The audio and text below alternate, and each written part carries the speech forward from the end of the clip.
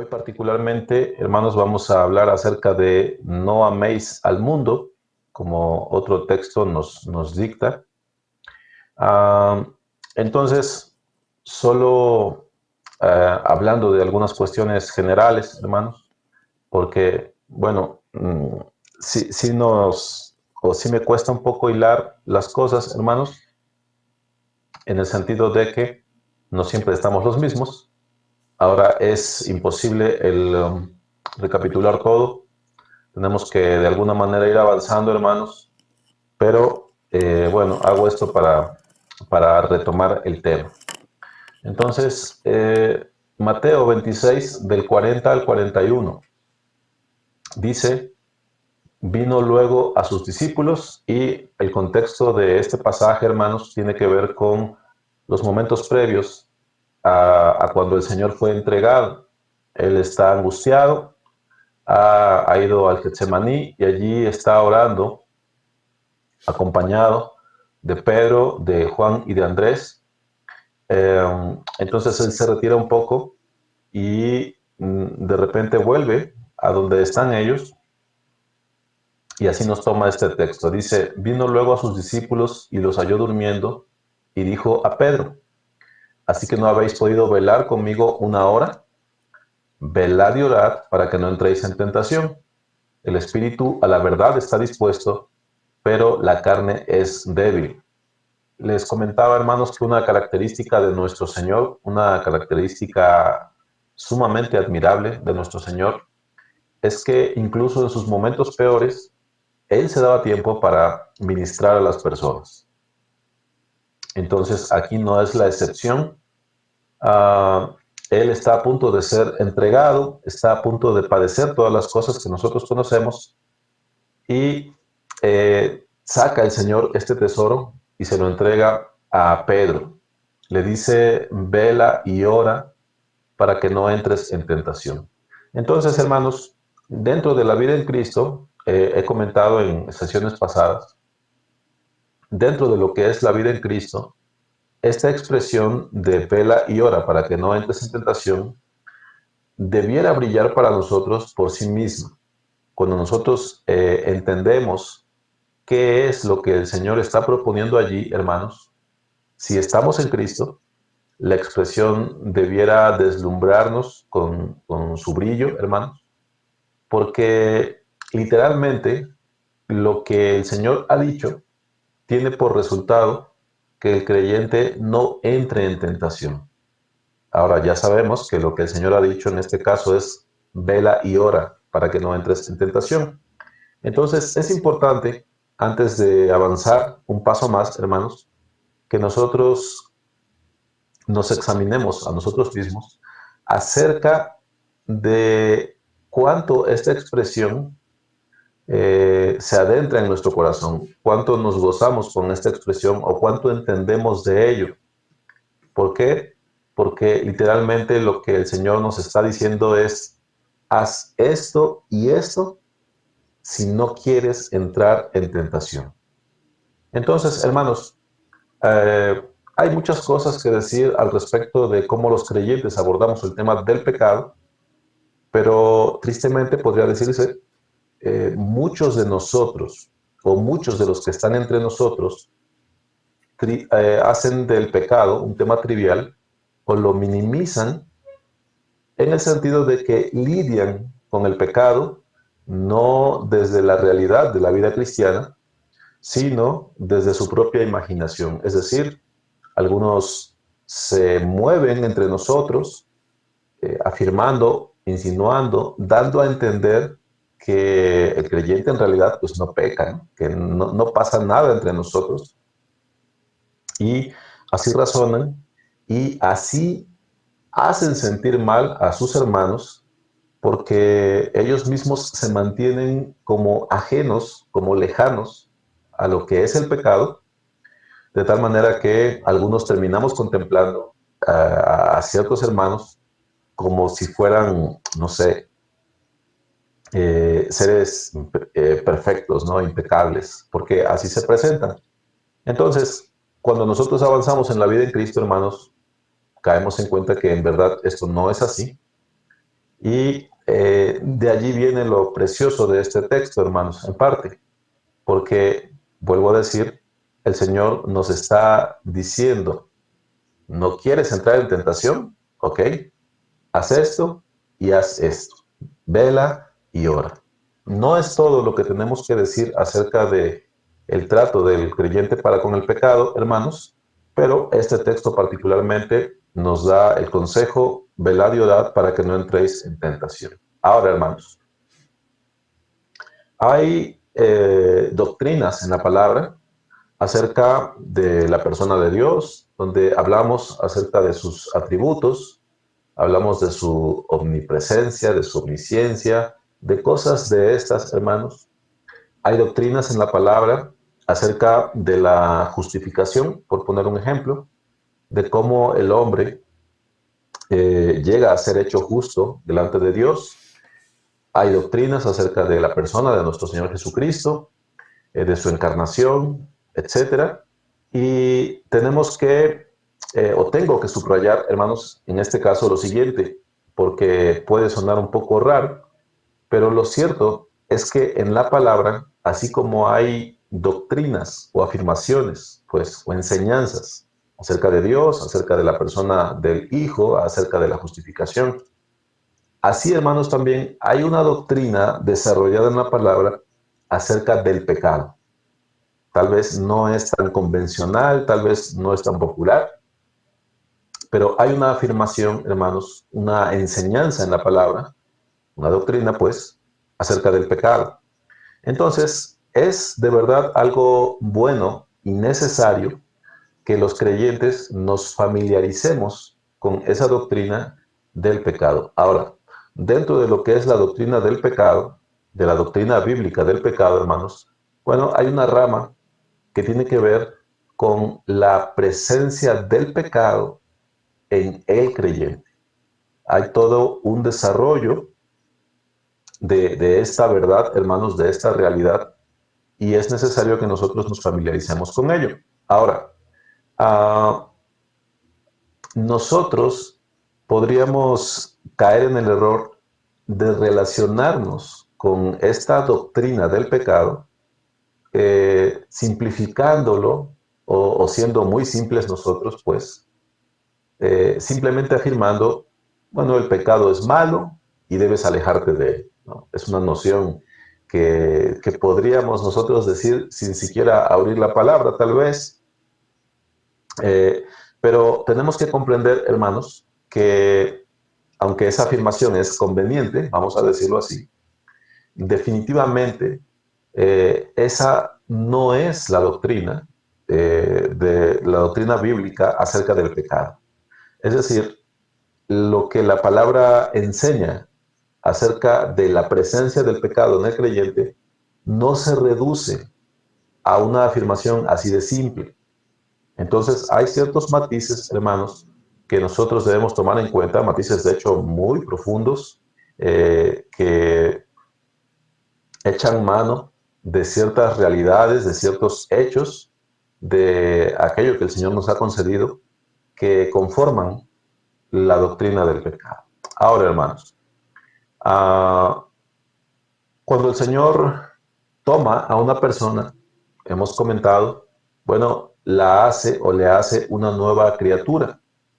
Pero los creyentes debemos cuidarnos de pensar que sobre esa criatura nueva podemos echar todos nuestros pensamientos, expectativas, deseos, razonamientos, etc. Ciertamente, repito la idea, la palabra dice que el que está en Cristo, nueva criatura es. Ahora, cuando nosotros tomamos esta idea ligeramente, podemos empezar a fraguar ideas en nuestra mente, razonamientos en nuestra mente, que digan, bueno, pues soy nueva criatura, ya el pecado está bien, ahí está presente, pero nosotros como hijos de Dios, pues ya no estamos en esas cosas. Podemos empezar a fraguar, hermanos, ignorantemente, una serie de pensamientos o razonamientos acerca de esta expresión. somos nuevas criaturas y por tanto, bueno, y allí llenamos o complementamos una expresión que es bíblica con ideas propias. Eso no lo debemos hacer. Entonces, hermanos, en lugar de dar rienda suelta a nuestras imaginaciones, lo que debemos hacer es indagar cuál es el bien que el Señor nos ha prometido, cuál es el orden de las cosas y también, hermanos, es importante cuáles son los tiempos establecidos por Dios para que experimentemos cada aspecto de su salvación. Repito esto. En lugar de dar rienda suelta a nuestras ideas, hermanos, acerca de cómo es esa relación entre el creyente y el pecado, lo que nosotros debemos hacer es indagar cuál es el bien prometido por Dios, cuál es el orden de las cosas que la palabra nos declara, pero también, hermanos, tenemos que saber cuáles son los tiempos para que experimentemos cada aspecto de la salvación de nuestro Señor. Un comentario que es bastante frecuente en nuestro hermano Ignacio, y voy a plagiar en este momento, hermanos, es que nuestro Señor no salva almas o cuerpos, así como si fueran entes separados. Nuestro Señor salva personas. Es decir, ciertamente nosotros somos seres complejos. Hay una parte nuestra que es exterior, hay otra parte nuestra que es interior, pero a veces cometemos el error de separar, ¿no? Y hablamos en términos de que el Señor ha salvado y damos a entender, no sé, el alma, ¿no? Y dejamos fuera lo que es el cuerpo, o puede ser al contrario, ¿no? Podemos pensar en la salvación de lo que es este ser visible, pero no tomamos mucho en cuenta el ser interior. Bueno, la afirmación, hermanos, es que el Señor se encarga o incluye en su salvación a la persona, tal cual está conformada, ese ser interior y el ser exterior. Entonces, hermanos, esto implica que dentro de la salvación de nuestro Señor está contemplado, sí, nuestro espíritu, nuestra alma, como usted quiera llamarle, al ser interior, pero también, hermanos, hay ciertos matices que atañen al cuerpo. Hay cosas, afirmaciones, hay doctrina que atañe a nuestro cuerpo. Entonces, mis hermanos,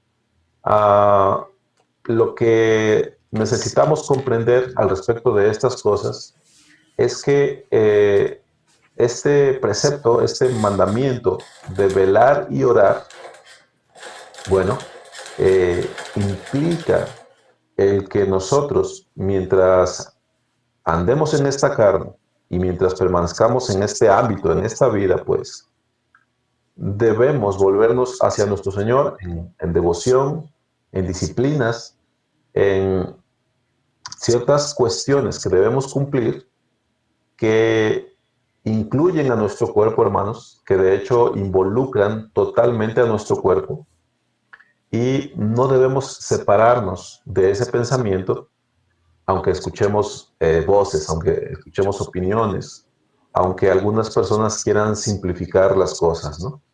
Entonces, hermanos, voy a dirigirme en esta oportunidad hacia una pregunta. Y la pregunta que quiero hacerles, hermanos, para introducirles al texto de Primera de Juan, su capítulo 2, la pregunta que quiero hacerte, mi hermano, es esta. ¿Amas al mundo? Ahora, yo sé que en este punto, ante esta pregunta, la mayoría de nosotros rápidamente contestaremos no, porque esa es la respuesta que, cristianamente hablando, es correcta. Entonces, la pregunta es, ¿amas al mundo? Bueno, la primera epístola de Juan, su capítulo 2, versículos 15 al 16, dice esto: no améis al mundo ni las cosas que están en el mundo. Si alguno ama al mundo, el amor del Padre no está en él. Si nosotros nos detenemos en este punto, hermanos, bueno, quizás concluiríamos con que efectivamente, obviamente, el creyente no ama al mundo, porque hay una sentencia allí que tiene grandes implicaciones. Si alguno ama al mundo, dice, el amor del Padre no está en él. Ahora, el problema que tenemos con esta idea, hermanos, es que el versículo 15, el versículo anterior, de hecho, está dando un mandamiento. No améis al mundo ni las cosas que están en el mundo. Si no fuera posible que el creyente se decantara por el mundo o por las cosas que están en el mundo, mis hermanos, bueno, por demás estaría el mandamiento. Pero nosotros leemos, no améis al mundo ni las cosas que están en el mundo. Entonces, ¿cómo podemos conciliar todo esto? Bueno, si nosotros vamos al versículo 16, hermanos, leemos de la siguiente manera, porque todo lo que hay en el mundo, los deseos de la carne, los deseos de los ojos y la vanagloria de la vida, no proviene del Padre, sino del mundo. Leo otra vez el texto, porque todo lo que hay en el mundo, los deseos de la carne, los deseos de los ojos y la vanagloria de la vida, no proviene del Padre, sino del mundo. Entonces, hermano, permítame dar un par de pasos atrás, hacia atrás, y le quiero preguntar nuevamente, ¿ama, mi hermano, usted al mundo? Bueno, ahora ya tenemos un panorama un poco más amplio, porque el mundo o las cosas que están en el mundo tienen que ver con lo siguiente, los deseos de la carne, los deseos de los ojos y la vanagloria de la vida. Todo esto no proviene del Padre, sino del mundo. Bueno, en la sesión anterior, hermanos, les comentaba lo siguiente. Estos tres pecados o estas tres cosas que ha subrayado el apóstol Juan en su epístola, en realidad engloban mucho. No me atrevo a decir que aquí están todos los pecados contenidos, hermanos, pero en estos tres renglones, en estas tres categorías, sí están inmiscuidas muchas de las cosas con las cuales nosotros batallamos. Los deseos de los ojos, hermanos, tiene que ver con lo siguiente. Son aquellas cosas que nosotros queremos poseer, puesto que las miramos, luego las queremos poseer. Podría decirse, aunque no lo abarca todo, que los deseos de los ojos son representados por la codicia. ¿Sí, mis hermanos? Los deseos de los ojos, es decir, todo aquello que se quiere poseer. Lo miramos y entonces viene la codicia, el deseo de poseerlo. Tienes después los deseos de la carne. ¿Qué son los deseos de la carne? Bueno, es todo aquello que se experimenta por medio del cuerpo. ¿Cuál sería, podríamos decir, cuál sería el general de estos pecados? ¿Cuál sería la cabeza de estos pecados, hermanos? Bueno, los deseos de la carne están encabezados por la lujuria, hermanos. Este sería el pecado más prominente de los deseos de la carne, la lujuria.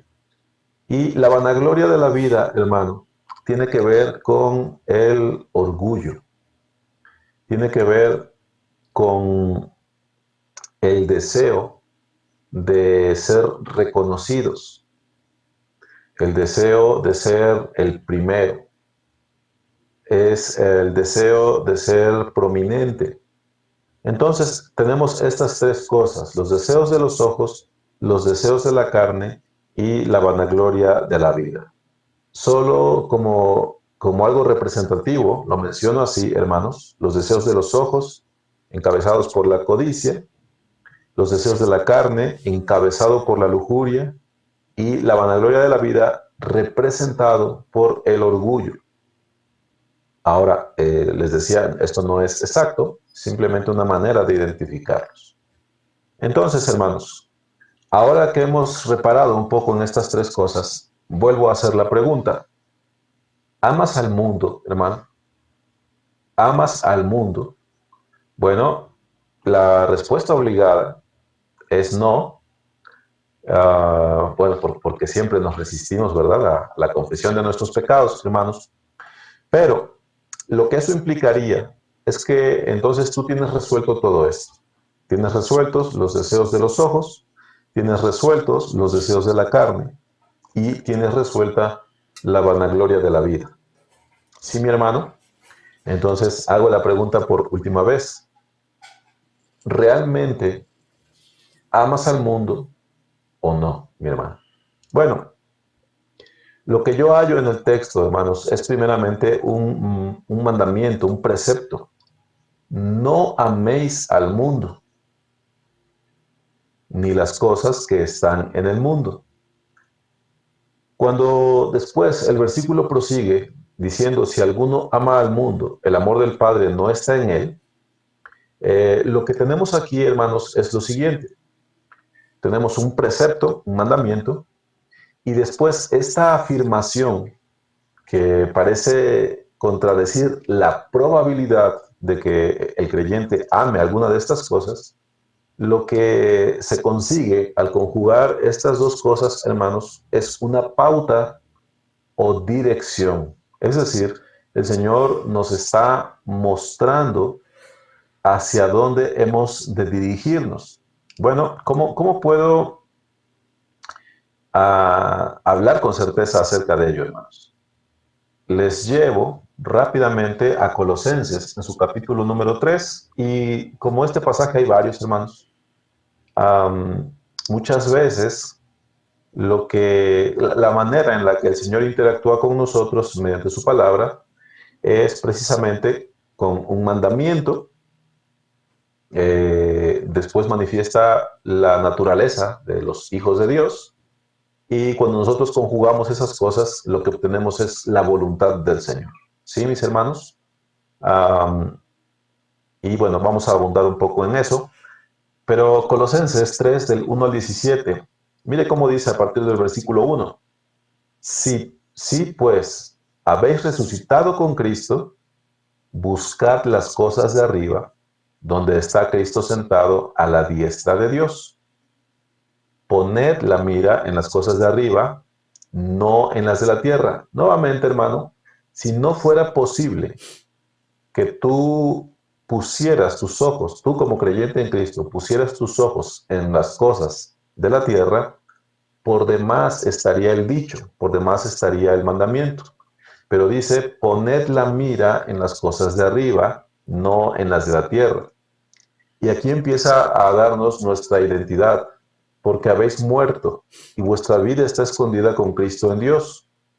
Cuando Cristo, vuestra vida, se manifieste, entonces vosotros también seréis manifestados con Él en gloria. Mire cómo empieza el versículo 5. Haced morir, pues, lo terrenal en vosotros. Y empieza fornicación, impureza, pasiones desordenadas, malos deseos y avaricia, que es idolatría. Mi hermano, si tienes un mandamiento acerca de hacer morir estas cosas, bueno, ello implica que el hombre de fe todavía puede el llegar a tener vivas estas cosas en sí. Ahora, el texto es complejo, hermanos, no es lineal, se remarca continuamente nuestra identidad y se podría decir que el texto de Colosenses, como varios textos de la palabra, es progresivo en el sentido de que va avanzando de las cosas más básicas a lo que nos suele costar más como creyentes. Dice, ah, malos deseos y avaricia, que es idolatría. Así termina el versículo 5. Dice, cosas por las cuales la ira de Dios viene sobre los hijos de desobediencia, en las cuales vosotros también anduvisteis en otro tiempo, cuando vivíais en ellas. Habla en pasado, aparentemente, dice. Pero ahora dejad también vosotros todas estas cosas: ira, enojo, malicia, blasfemia, palabras deshonestas de vuestra boca.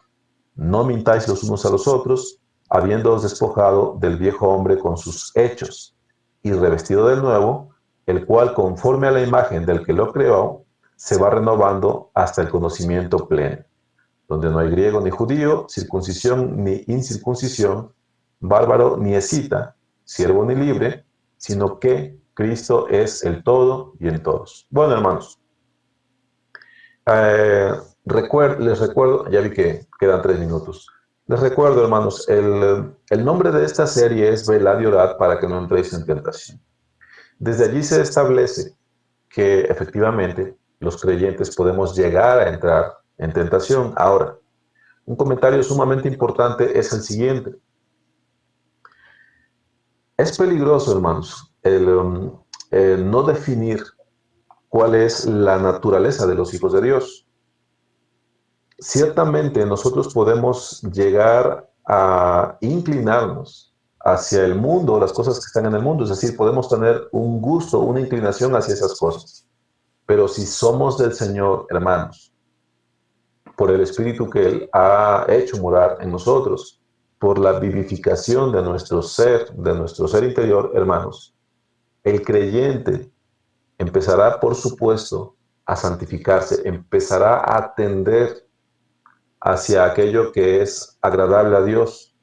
Entonces, hermanos, no podemos quedarnos en la sola descripción. Para cerrar aquel pensamiento que siempre es un tanto preocupante, hermanos, ser ambiguo en cuanto a cuál es la naturaleza del creyente y cuál es la vida a la que estamos llamados, hermanos, cito Gálatas 6, del versículos 7 y 8, dice, no os engañéis, Dios no puede ser burlado, pues todo lo que el hombre sembrare, eso también segará, porque el que siembra para su carne, de la carne segará corrupción, mas el que siembra para el espíritu, del espíritu segará vida eterna. Esto es relevante, hermanos, por lo siguiente.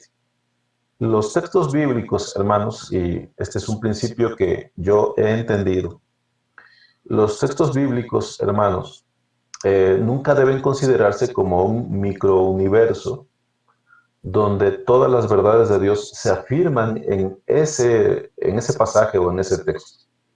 Eso sería imposible, hermanos, porque las ideas están delimitadas por las palabras, entonces no se puede abordar todo desde lo que es un versículo. Entonces, por eso es que nosotros encontramos en algunas ocasiones algunas sentencias de la palabra que parecieran no estar respaldando algunos otros aspectos de la verdad. Pero repito, hermanos, es imposible que nosotros esperemos, no es correcto que nosotros esperemos que un texto apoye todas las doctrinas del Señor o que refuerce todas las doctrinas. Ahora, no estoy hablando aquí de contradicción, hermanos, estoy hablando de lo siguiente. Para nosotros comprender cuál es la doctrina del Señor, bueno, podemos recurrir, por supuesto, a diferentes textos, los cuales nos ayudan a conformar una idea correcta. Entonces, esto es importante por lo siguiente. Cuando el hombre se vuelve a Dios, hermanos, ciertamente somos hechos nuevas criaturas y las cosas viejas pasaron. Esto implica, hermanos, que nosotros entramos a un nuevo trato con el Señor, pero también implica, hermanos, que entramos a un trato distinto con el pecado, es decir, ya no estamos conviviendo con el pecado, aunque todavía este se manifiesta en nuestros miembros, ya no estamos en el mismo trato que teníamos antes con el pecado. Si nosotros antes participábamos de esas cosas sin ningún tipo de restricción en nuestra mente, en nuestro corazón, y nos regocijábamos en ello y nos entregábamos a ello, hermanos, bueno, cuando nosotros venimos al Señor, a partir de ese momento empieza un trato nuevo para con esos pecados, hermanos. Algunos de esos tratos se extenderán un poco, algunos serán resueltos por el Señor en un corto tiempo, pero tenemos que entender esto, hermanos. Si alguno de nosotros pretende ser sagaz y seguir conviviendo con el pecado como lo hacíamos antes de conocer a nuestro Señor, y este no nos contrista y no somos movidos al arrepentimiento, y de hecho participamos del pecado sin ningún tipo de tribulación en nuestra alma, hermanos, y nada en nuestro ser nos dice que esto nos acarreará condenación. Bueno, entonces es hora de replantearse, hermanos, nuestra conversión al Señor. Entonces, necesitamos comprender estas cosas. Ahora, saltándome el orden, hermanos, del texto de Primera de Juan, donde nos habla de los deseos de los ojos, los deseos de la carne y de la vanagloria de la vida, hermanos. Voy a empezar por el punto número 2, los deseos de la carne, lo que se experimenta por el cuerpo. Y les decía yo hace un momento, esto es encabezado por la lujuria. ¿Por qué hago estas cosas en este orden, hermanos? Bueno, si yo voy a Proverbios 7, del 7 al 27 y particularmente el versículo número 26, yo hallo esto, hermanos. Cuando se habla acerca de las fornicaciones, del adulterio, de todo esto que tiene que ver con la mujer ramera y el hombre que es seducido, etcétera, hermanos, uh, a partir del versículo 24, nosotros leemos esto, dice, ahora pues, hijos, oídme y estad atentos a las razones de mi boca. No se aparte tu corazón a sus caminos, hablando de la mujer ramera, dice, no yerres en sus veredas, porque a muchos ha hecho caer heridos, y mire cómo dice, hermano, y aún los más fuertes han sido muertos por ella. Camino al Seol es su casa, que conduce a las cámaras de la muerte.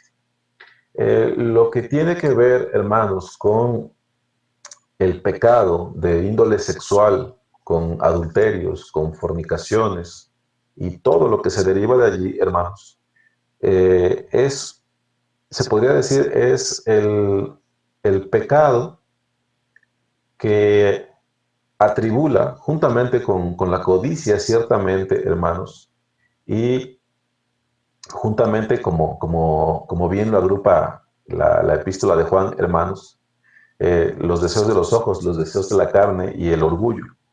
Este pecado, hermanos, particularmente, es uno que el creyente, no estoy hablando aquí del incrédulo, hermanos, sino es uno que el creyente debe tomar en cuenta para cuidarse de él especialmente.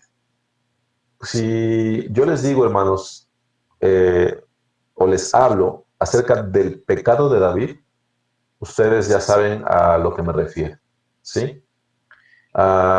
Entonces tenemos esta expresión en Proverbios 26, porque a muchos ha hecho caer heridos, dice, y aún los más fuertes han sido muertos por ella. No es necesario, me parece a mí, hermanos, que yo sea descriptivo, y lo digo en el buen sentido, hermanos, que yo sea descriptivo en los porqués de esto, porque a muchos ha hecho caer heridos y aún los más fuertes han sido muertos por ella.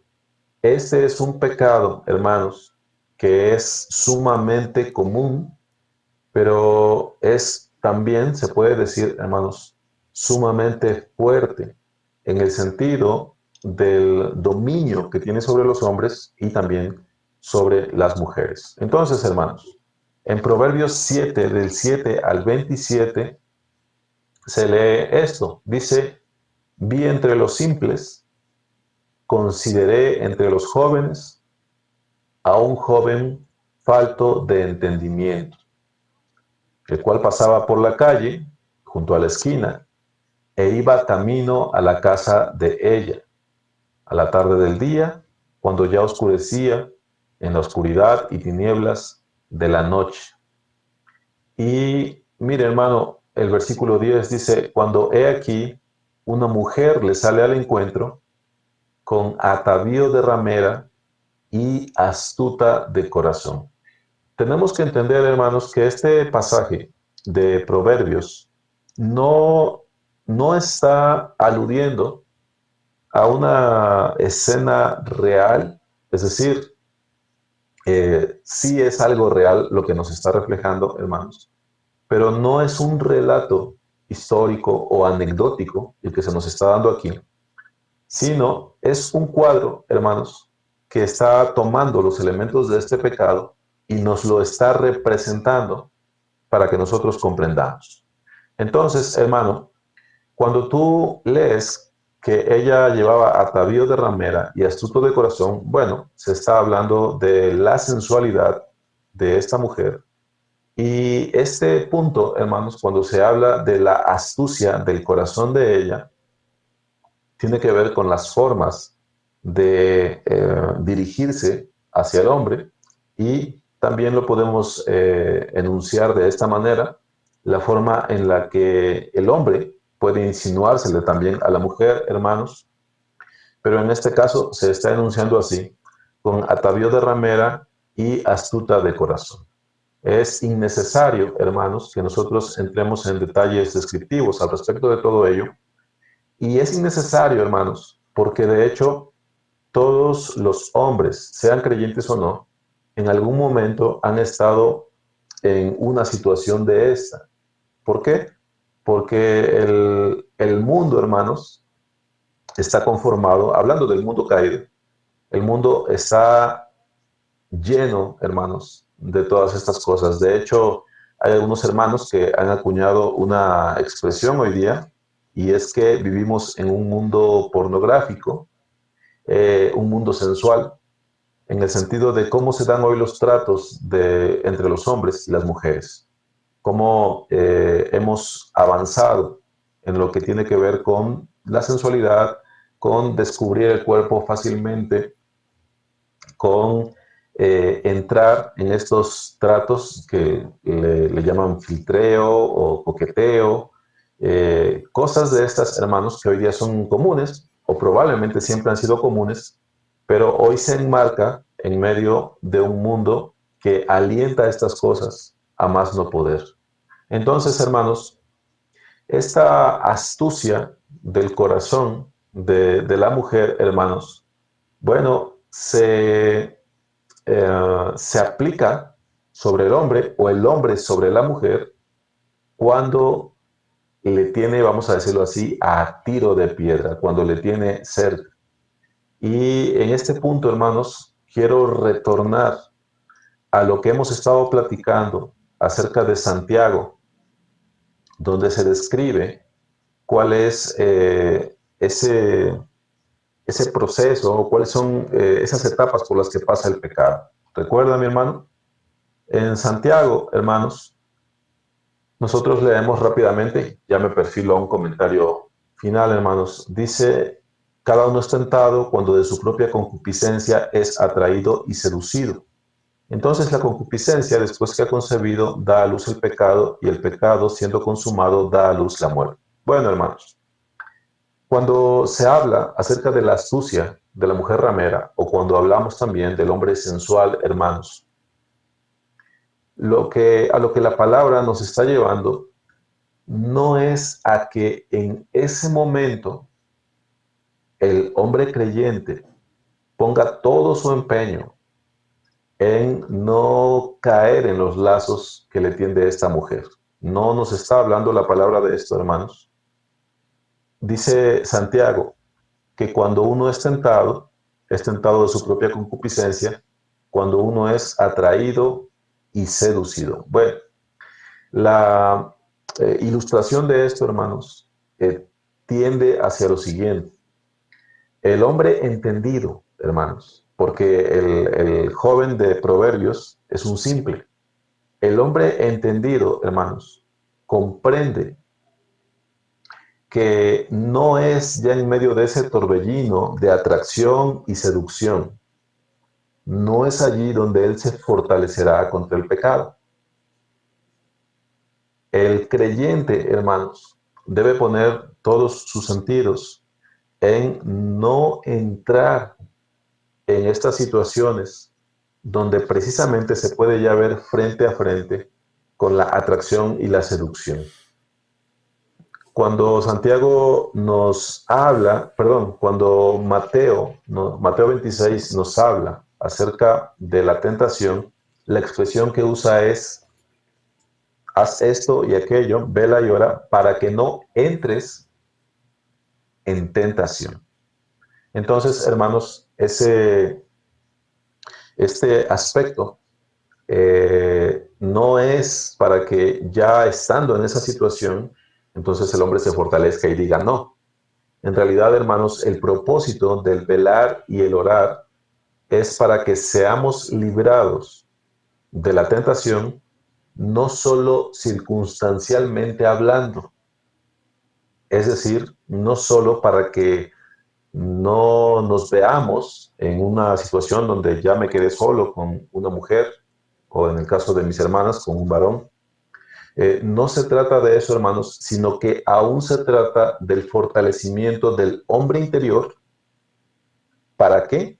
Para que sabiamente nos alejemos de estas cosas, para que con prudencia nosotros podamos anticiparnos a todo ello. Entonces, hermanos, una cuestión que me he propuesto es, por supuesto, no ser descriptivo en cuanto a todo ello, hermanos.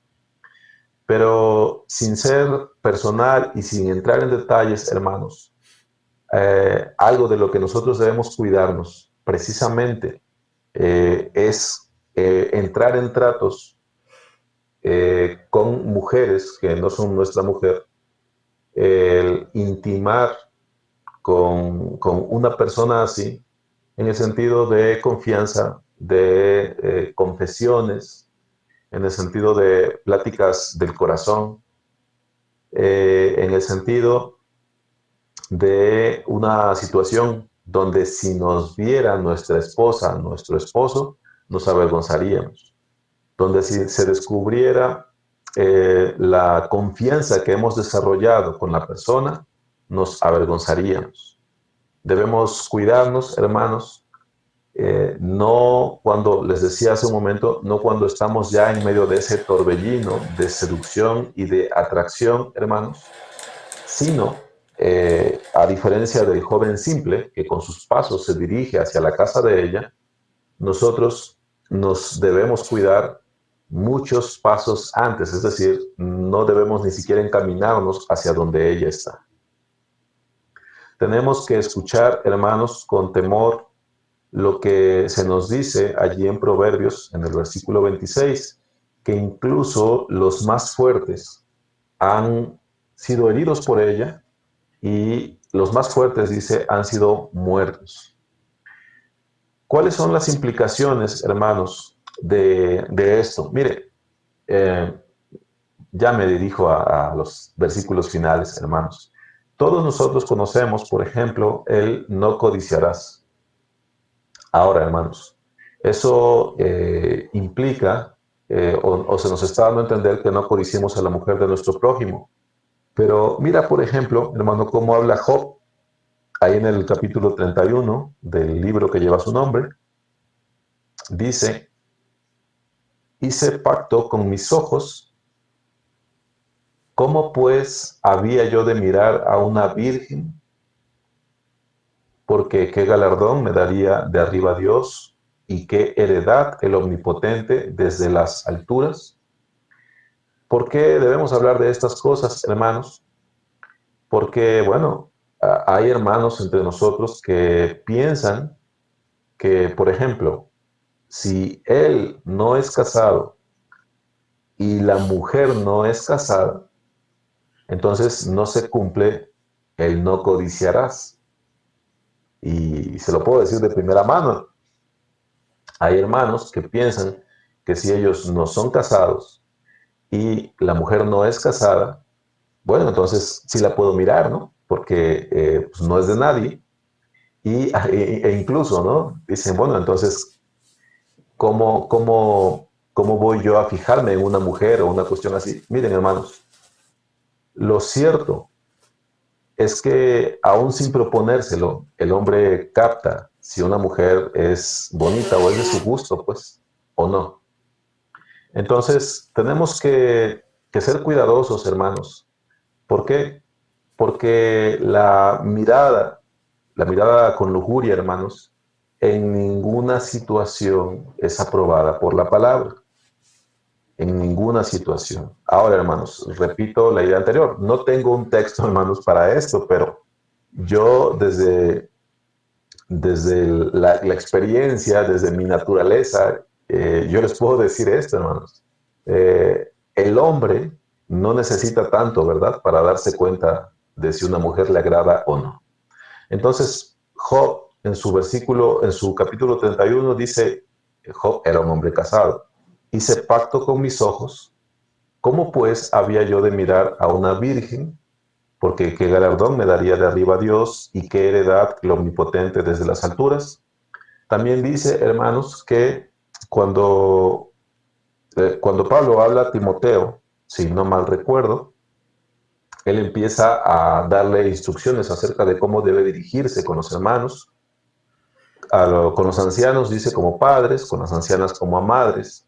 Y cuando Pablo le habla acerca de las jovencitas, entonces cambia el centro del mandamiento, porque lo que procura para los ancianos es la honra. Pero cuando habla acerca de las jóvenes, hermanos, entonces Pablo remarca y le dice a Timoteo, con toda pureza. Nuevamente podría surgir la pregunta, bueno, ¿y cómo entonces va a escoger? Repito, hermanos, no es necesario que el hombre, no hace falta una explicación para esto, porque los hombres somos así, hermanos, no necesitamos tanto para darnos cuenta, no tenemos allí un salvoconducto para estar viendo a diestra y siniestra, para que nuestros ojos se entreguen, hermanos, de esa manera, a mirar, sea dentro de las congregaciones o fuera de ellas. Eso sucede, hermanos, de una manera natural, que el hombre se da cuenta y la mujer se da cuenta, hermanos. Entonces, cuando hablamos acerca de estas cosas, tenemos que tomar en cuenta los matices de la palabra, hermanos, para que nosotros sepamos cómo conducirnos. Ahora, ya son las 8:30, mis hermanos. Si Dios lo permite, la siguiente semana nos ampliaríamos al respecto de, voy a decirlo así, de este segundo punto de la primera epístola de Juan, los deseos de la carne, que están encabezados por la lujuria, hermanos. Entonces, me voy a quedar aquí, hermanos.